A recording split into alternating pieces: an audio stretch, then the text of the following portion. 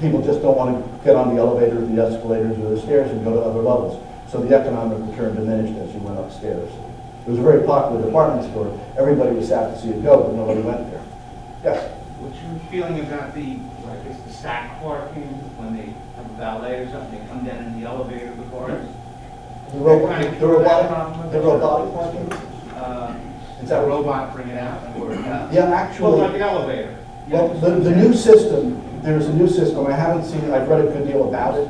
I haven't seen it in operation. There's a couple that going in New York. There's one in Chinatown. And the system is essentially a high technology system that's used like by Amazon.com, where you build a warehouse, you have an automated system of movers, and you move you move stacks of materials. Well, this is that system. You put the car on a platform, and the car is then shifted, moved to up on an elevator. Yeah. There was one built in Hoboken about 15 years ago. That was a nightmare. There was a contractor that built the building, and then there was a contractor that put in the operating system. A number of parts fell off. A big issue is how you deal with rush hour. So you have to have enough portals to get people in and out quickly. The biggest advantage is, I said 300 square feet for a structured parking facility. It goes down to 150 square feet. So in an area where you can charge $500 a month or more for parking, there probably is a sufficient revenue stream to do that, especially where land is at a premium. So in Hoboken, if you know Hoboken was a kind of a small community. It's on what's called the Gold Coast of New Jersey, which is the Hudson River, the New Jersey waterfront overlooking Manhattan with $1 million views of Manhattan. And that part of New Jersey has seen a tremendous economic investment and development for the last 25 years. Is that where the cake box is? Pardon me? Cake box. Say it again? Isn't that where the cake box is? Cake Boss, yes. Thank you. Cake Boss. It's a nice community. It's seen tremendous development, but parking is, I don't perceive parking as a problem in most places. I mean, people do, but if you think about it, in most places, if you go 2 blocks from where you want to be, you can find parking. People just don't want to walk. It's a great exercise. More higher densely populated area. I was working a few years ago and more on a project in East Newark, right across the river from Newark, and it was a very old industrial mill, thread mill, the Park thread mill, and over 1 million square feet. And the reuse was to turn it into a mixed-use retail office, and they were still negotiating anywhere between 350 units and 1,100 units. And part of the solution, part of the problem was the parking, and the stacked parking came into play. And the market tanked. Right. So, So if you've got a high-density area with substantial property value. and mass transit is nearby into Harrison and Newark, Yes. and the Gitney or shuttle bus. Right. So the rush hour thing is kind of tempered. It's worth considering. In Morristown, the economics really aren't suggesting it yet, but it might not be far away, and the costs will come down. Yes, Mr. Sparkman. About an hour ago, you talked about the advantages of redeveloping an urban area. You kind of didn't mention the disadvantages of redeveloping an urban area. What are they? Political, social, educational, workforce, crime. Yeah, and you go on forever. Old infrastructure, old water mains, old sewer lines. Okay, well, let's talk about developing a farm in Sparta. Developing what? A farm in Sparta.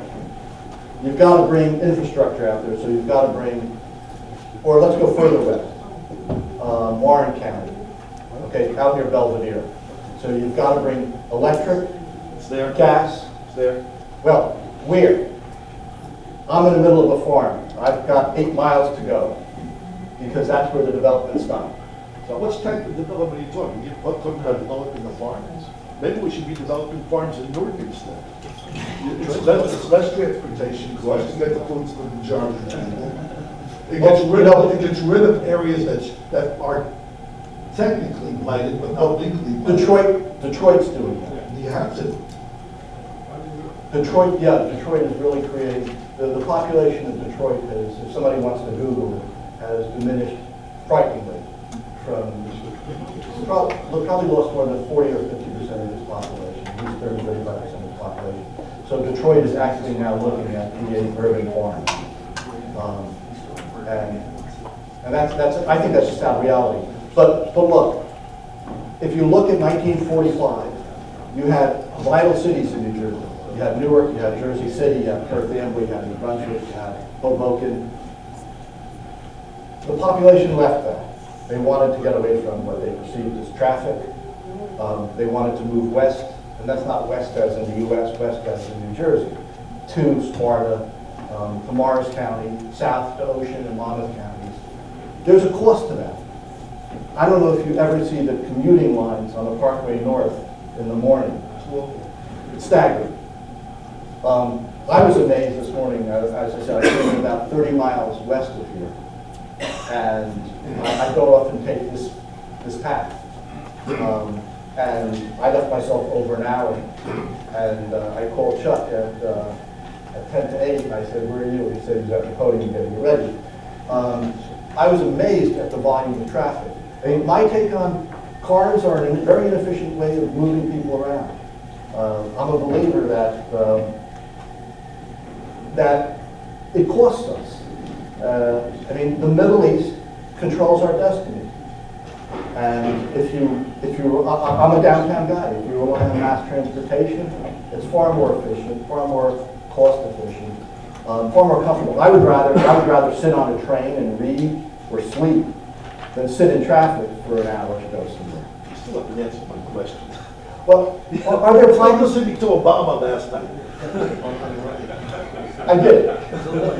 But in part, no question, education is a fundamental problem. I don't know what the answer is for places like Newark. I can tell you that pro bono, I'm representing a charter school in Newark, which is changing the lives of 75 kids.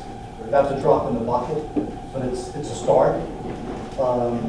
I don't know what the biggest issue, absolutely. Education in the urban centers is a frightening prospect. I can't dispute that. And until that is addressed, you're not going to get middle-class people moving back to the urban center like Newark.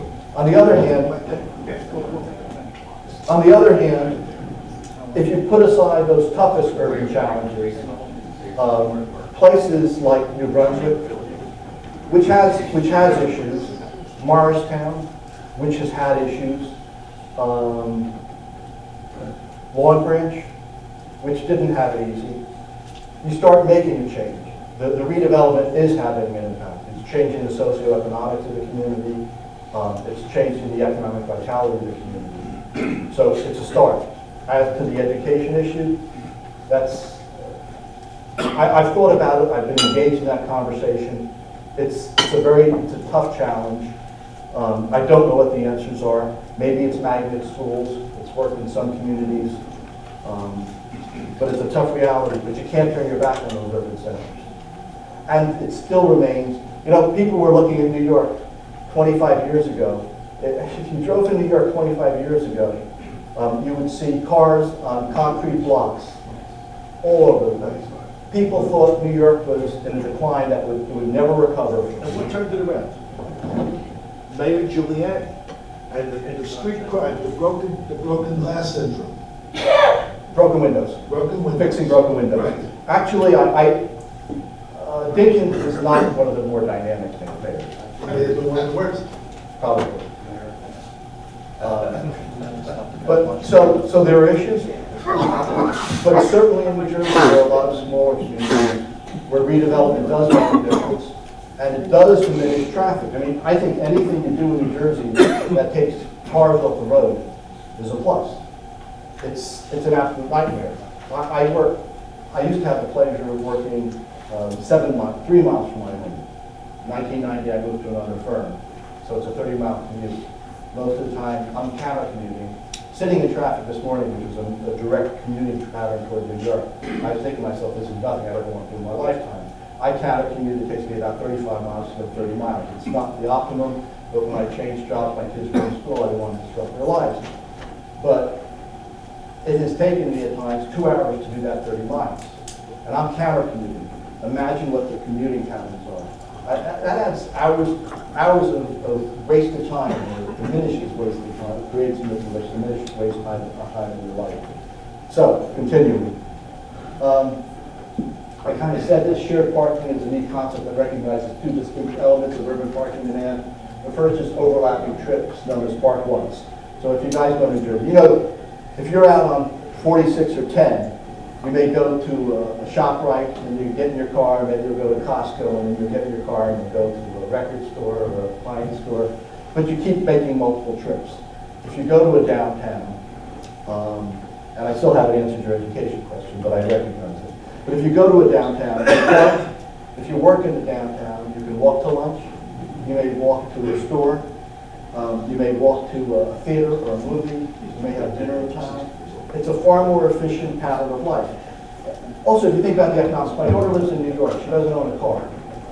Figure it costs $10,000 to own a car, a decent car in terms of insurance, gas, depreciation on the car, 10,000 bucks. Take that 10,000 bucks, if you have the discipline, putting that in the bank. That, in a few years, that will become a down payment, capitalize it at 5%. That's a meaningful amount of money towards being able to acquire housing. So right there is a significant economic factor.